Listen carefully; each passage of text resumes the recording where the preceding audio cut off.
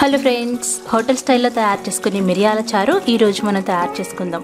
అది చాలా ఈజీగా ప్రెషర్ కుక్కర్లో.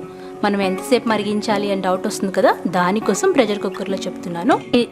మరి ఇలాంటి ఈజీ వంటల కోసం అత్తమ్మ టీవీ సబ్స్క్రైబ్ చేసుకుని బెల్ బటన్ని క్లిక్ చేయండి.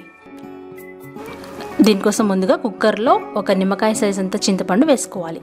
అందులో ఒక పెద్ద ఉల్లిపాయని నిలువుగా కట్ చేసుకొని వేసుకోవాలి.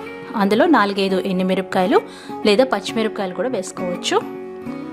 ఆ తర్వాత తగినంత ఉప్పు, 1/2 టీ స్పూన్ పసుపు, 1 ఇంచు దంచిన అల్లం, 2 టీ స్పూన్ల ధనియాల పొడి వేయాలి. 2 రెబ్బల కరివేపాకు వేయాలి. అందులో 2 పెద్ద టమాటాలని కట్ చేసి వేసుకోవాలి.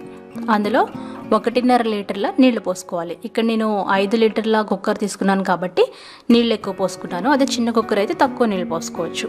మూత పెట్టేసి 2 విజిల్స్ హై ఫ్లేమ్లో, 2 విజిల్స్ లో ఫ్లేమ్లో ఉడికించుకోవాలి.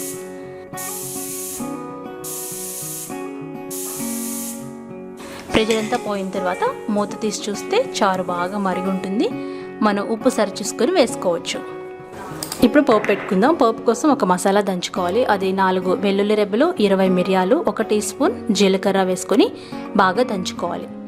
ఈ దంచిన మసాలాని ముందుగా 1 టీ స్పూన్ నూనె కాగబెట్టి అందులో మసాలా వేయించి ఆ తర్వాత మామూలుగా మనం వేసుకునే పోపు దినుసులు అన్నీ వేసి వేపాలి. అందులో చిటికెడు ఇంగువ కూడా వేయాలి. పక్కన చారులో వేసుకొని ఆఖరిగా 1 టేబుల్ స్పూన్ బెల్లాన్ని తురిమి వేసుకోవాలి.